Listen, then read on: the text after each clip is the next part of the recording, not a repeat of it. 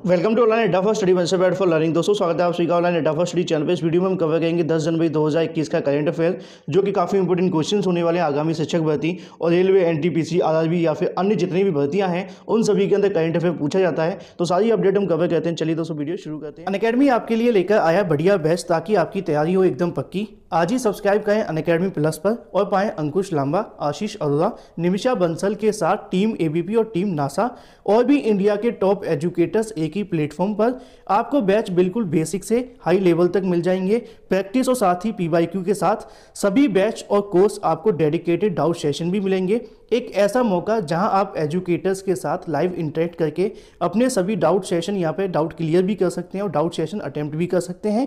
इसी सब्सक्रिप्शन में आपको मिलेंगे मॉक टेस्ट, साथ ही डिटेल एनालिसिस और साथ ही एक्सप्लेनेशन के साथ।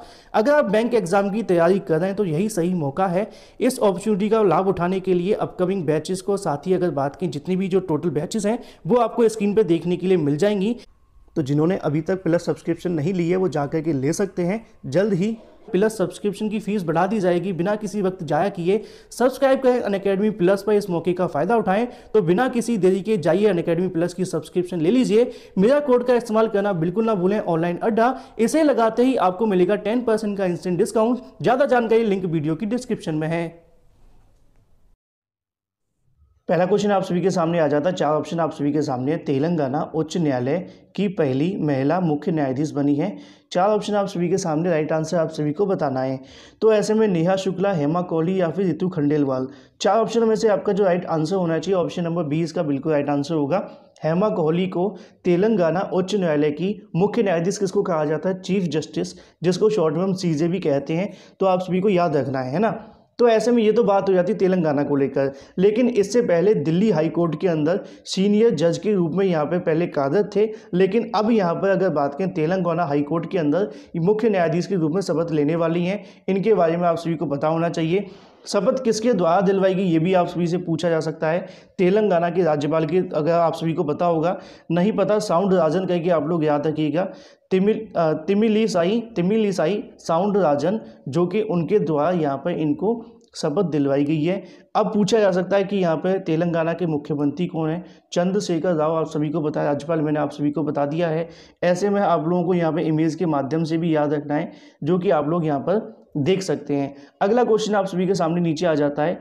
पीएनबी ने फिनटेक इनोवेशन सेंटर स्थापित करने के लिए साझेदारी की है। 4 ऑप्शन आप सभी के सामने है, राइट आंसर आप सभी को बताना है। आईआईटी कानपुर, आईआईटी रुड़की या फिर आईआईटी दिल्ली। 4 ऑप्शन में से राइट आंसर आप सभी को पता होना चाहिए।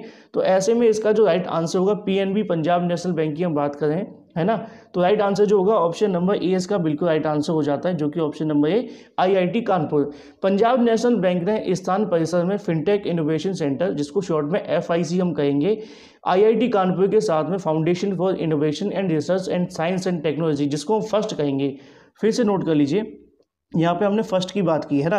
अगर आपसे कोई पूछे फर्स्ट की फुल फॉर्म क्या है, जो कि पीएनबी के साथ में समझौता किया गया है, तो फर्स्ट की फुल फॉर्म होगी foundation for innovation and research in science and technology. First के साथ साझेदारी करके पीएनबी आईआईटी कानपुर संयुक्त रूप से बैंकिंग, वित्तीय सेवाओं और बीमाओं, मतलब बीएफएसआई, बैंकिंग, वित्तीय सेवाओं और बीमाओं के लिए चुनौती का पता लगाने के लिए, अवसरों का पता लगाने के लिए जो प्रयास है वो किया गया है। तो ऐसे में इस नवाचार केंद्र को स्थापित करने के लिए काम करेंगे। कौन कौन करने वाले हैं? पंजाब नेशनल बैंक, साथ में आईआईटी कानपुर। पहली बात ये हो जाती है। साथ में आप सभी को ये भी पता होना चाहिए फर्स्ट के साथ में साझेदारी की है। फर्स्ट की मैंने आपको फुल फॉर्म भी बता दी है, याद रखिएगा। एक बार फिर से बता देता हूँ, foundation for innovation and research in science and technology, ये आप सभी को याद रखना है। अब ऐसे में ये तो सारी जानकारी हो जाती है। साथ ही जैसा कि मैंने आप सभी को बताया कि स्थान परिसर में फिनटेक इनोवेशन के लिए, मतलब एफआईसी के लिए स्थापित किया गया है। सवाल पूछा जा सकता है कि पंजाब नेशनल बैंक का मुख्यालय कहाँ पर है? नई दिल्ली के अंदर है। पंजाब नेशनल बैंक के सीईओ कौन है, ये भी आप सभी को पता होना चाहिए। एस मल्लिका अर्जुन राव आप सभी को याद रखना है। 1 अक्टूबर 2019 की जो बात है वो याद रखनी है। इनको यहाँ पर सीईओ बनाया गया है। पंजाब नेशनल बैंक की स्थापना कब हुई थी? 19 मई 1994, लाहौर, पाकिस्तान में। आप सभी को याद रखना है स्थापना के बारे में। पंजाब नेशनल बैंक के संस्थापक कौन है, आप सभी को ये भी पता होना चाहिए। लाला लाजपत राय इसका बिल्कुल राइट आंसर होगा। साथ ही में अगर बात करें, दयाल सिंह मजीठिया भी आप सभी पूछे जा सकते हैं। दोनों का नाम आप लोग याद रखिएगा। तो इतनी जानकारी आप सभी के सामने हो जाती है पीएनबी के बारे में। यहाँ पे आप सभी के सामने लोगो भी आ जाता है। अगला क्वेश्चन आप सभी के सामने आ जाता है, IDFC म्यूचुअल फंड ने लॉन्च किया है अपना नया निवेशक जागरूकता अभियान। तो क्या है, चार ऑप्शन आप सभी के सामने है। पैशन को रोको मत, पैशन को रोको, पैशन को रोको नहीं। चार ऑप्शनों में से राइट आंसर आप सभी को पता होना चाहिए। IDFC के माध्यम से शुरू किया गया है, तो आप सभी से पूछा जा सकता है। तो ऐसे में इसका जो राइट आंसर होगा ऑप्शन नंबर ए इसका बिल्कुल राइट आंसर हो जाता है। जो जागरूकता अभियान शुरू किया है वो है पैशन को रोको मत। बिल्कुल याद रखिएगा, इसी प्रकार के आप सभी के सामने ऑप्शन दे दिए जाते हैं, कंफ्यूज होने की आवश्यकता नहीं है, बड़ा सिंपल सा है। पैशन को रोको मत, नहीं करोगे तो गलत हो जाएगा, है ना। तो ऐसे में ऑप्शन नंबर ए इसका बिल्कुल राइट आंसर हो जाता है। IDFC म्यूचुअल फंड ने देश भर में अपने निवेशक को जागरूकता अभियान पैशन को रोको मत की शुरुआत की है। इस नए अभियान के जरिए IDFC म्यूचुअल फंड के लक्ष्य वेल्थ क्रिएशन से संबंधित प्रयासों को पारंपरिक और साथ ही समकालीन में बदलने का जो प्रयास है वो करेगा। तो ऐसे में आप सभी को याद रखना है, IDFC म्यूचुअल फंड का यह नया अभियान बचतकर्ताओं के निवेशक बनने और साथ ही उनके निवेश के लिए स्मार्ट आधुनिक म्यूचुअल फंड के जरिए बनाए रखने का जो प्रयास है वो भी किया गया है। मतलब इसमें जो आपका पैशन है उसको आगे बढ़ाने के लिए म्यूचुअल फंड्स के साथ में समझौता करके आप अपनी कहीं ना कहीं पैशन को आगे लेकर के जा सकते हैं। बस इसी प्रकार का इनका जो प्रयास है वो किया गया है। अब आप सभी से पूछा जा सकता है कि IDFC फर्स्ट बैंक के CEO कौन है। चार ऑप्शन आप सभी के सामने हो सकते हैं, है ना। तो वहाँ पे अगर आपसे वैद्यनाथ जी पूछे जाएं, वैद्यनाथन, इनका पूरा नाम है V वैद्यनाथन, तो आपको याद रखना है। साथ ही आपसे ये भी पूछा जा सकता है कि इसका मुख्यालय कहाँ पर है, तो मुंबई आपको याद रखनी है। बैंक की स्थापना कब हुई थी, अक्टूबर 2015 आप सभी को याद रखना है। नीचे आप सभी के सामने लोगो भी आ जाता है। तो ऐसे में इतनी जानकारी आप सभी को होनी चाहिए। अगला क्वेश्चन आप सभी के सामने आता है जो कि थोड़ा सा पेचीदा क्वेश्चन होते जा रहे हैं, क्योंकि बहुत सारे लोगों ने अपने अपने अनुमान दे दिए हैं, है ना। तो सांख्यिकी कार्यालय ने चालू वित्त वर्ष भारत की GDP रहने का अनुमान जताया है। चार ऑप्शन आप सभी के सामने, राइट आंसर आप सभी को बताना है। तो यहाँ पे आप सभी से पूछा गया सांख्यिकी कार्यालय के बारे में, तो आप सभी को पता होना चाहिए। इसका जो राइट आंसर होगा 7.7 इसका बिल्कुल राइट आंसर हो जाता है। Option number A, option number A इसका बिल्कुल राइट आंसर हो। 7 जनवरी 2021 को जारी पहले उन्नत आंकड़े के अनुसार चालू वित्त वर्ष 2020 और 21 में भारत की GDP 7.7% रहने की गिरावट रहने का अनुमान जताया है।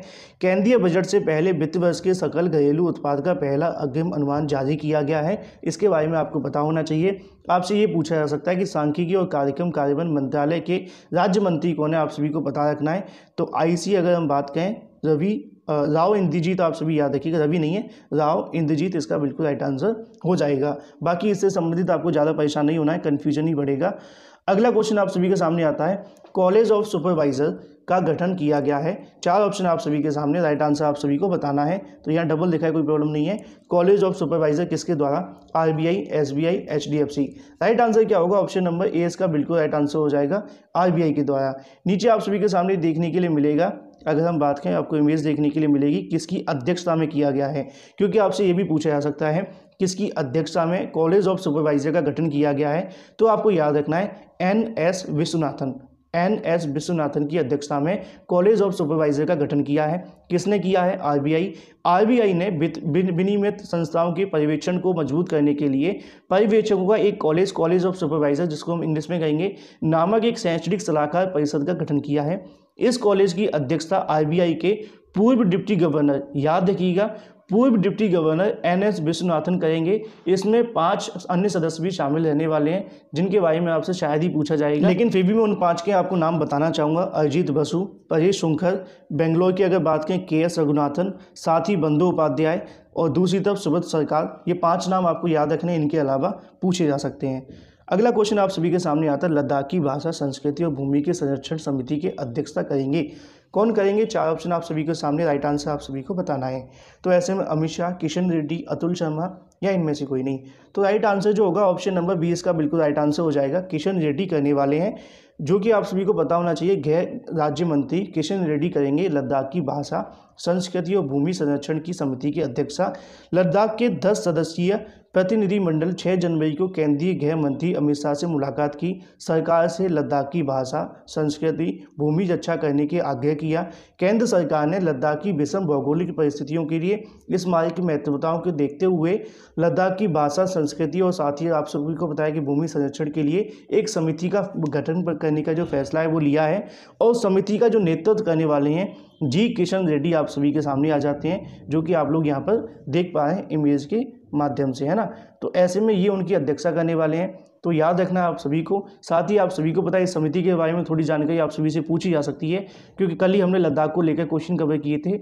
यह समिति केंद्र शासित प्रदेश के विकास में नागरिकों की भागीदारी सुनिश्चित करेगी। समिति के अन्य सदस्यों में लद्दाख की स्वायत्त पहाड़ियाँ विकास परिषद, साथ ही केंद्र सरकार को लद्दाख प्रशासन के नवनिर्वाचित प्रतिनिधि शामिल भी होंगे। तो ऐसे में आप सभी को याद रखना है। अगला क्वेश्चन आप सभी के सामने आता है, किस राज्य ने मिट्टी और पानी की टेस्टिंग करने के लिए वैन को हरी झंडी दिखाई है? 4 ऑप्शन आप सभी के सामने, राइट आंसर आप सभी को बताना है। तो ऐसे में आंध्र प्रदेश, कर्नाटक या फिर राजस्थान। तो राइट आंसर जो होगा ऑप्शन नंबर 20 का बिल्कुल राइट आंसर हो जाएगा, कर्नाटक। अब ये भी पूछा जा सकता है कि कर्नाटक सरकार ने मिट्टी पानी टेस्टिंग के लिए हरी झंडी किसके द्वारा दिखाई गई है ना।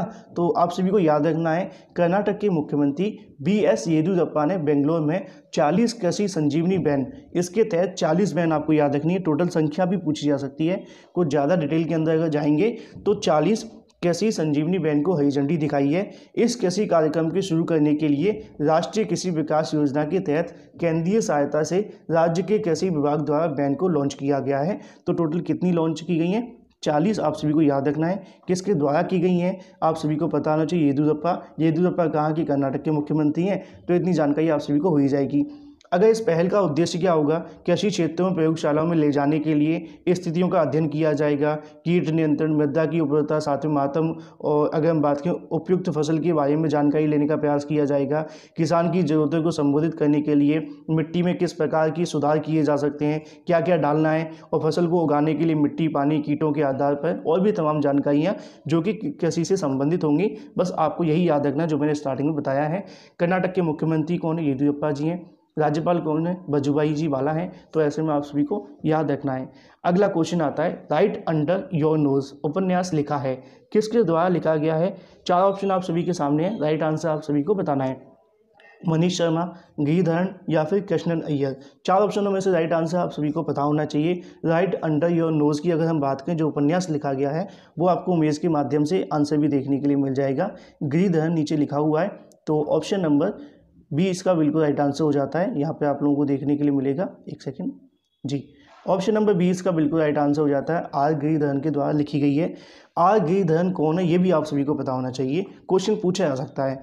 RBI के महाप्रबंधक आर गिरिधरन ने अपनी पहली पुस्तक राइट अंडर योर नोज, वैसे तो यहाँ पे अगर हम बात करें आर नोज लिखा था, लेकिन पुस्तक के ऊपर योर नोज लिखा हुआ, तो योर नोज ही आप लोग कर सकते हैं, है ना। तो यहाँ पे इसका जो राइट आंसर होगा वो हो जाएगा ऑप्शन नंबर बी, गिरिधरन के द्वारा। कौन है? RBI की महाप्रबंधक हैं, इसके बारे में आप सभी को याद रखना है।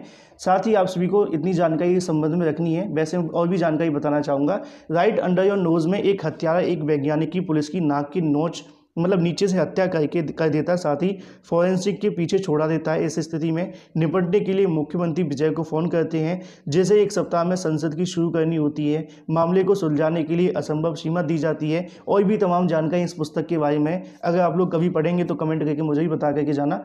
वैसे छोटी छोटी शॉर्ट जानकारी मेरे पास है, मैंने आप सभी को बता दी है।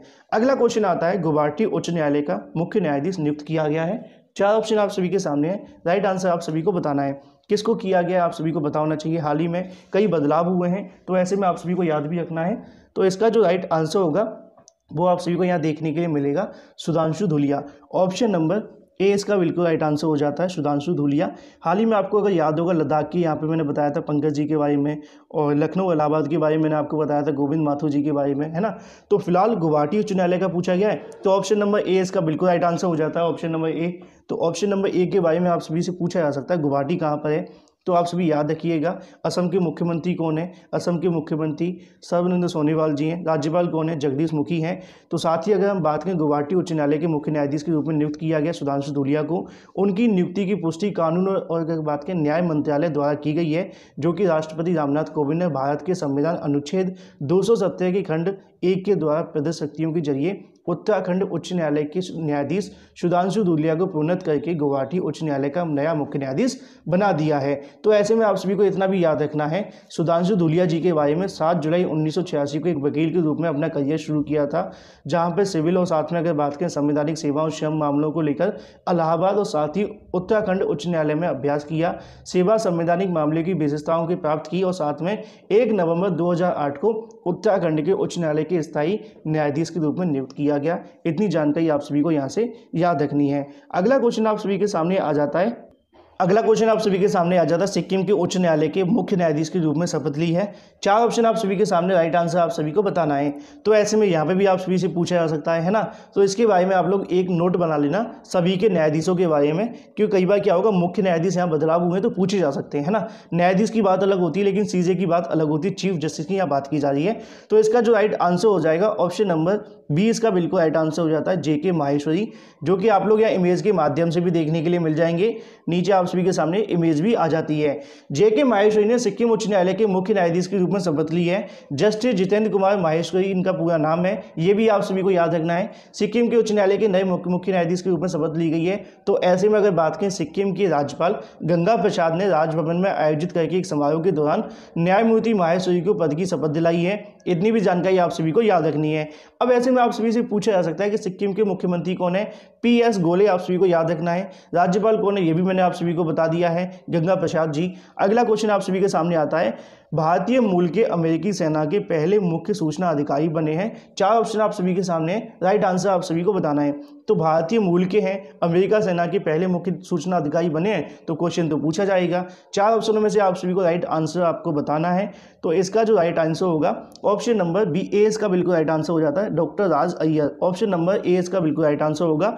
नीचे आप सभी को इमेज के माध्यम से भी देखने के लिए मिल जाएंगे, जिसके माध्यम से आप लोग याद रख सकते हैं। जुलाई 2020 में पेंटागन द्वारा पोस्ट बनाने के बाद भारतीय मूल के अमेरिकी डॉक्टर राज अय्यर ने अमेरिकी सेना में पहले मुख्य सूचना अधिकारी पदभार। तो इतनी जानकारी आप सभी को रखनी है।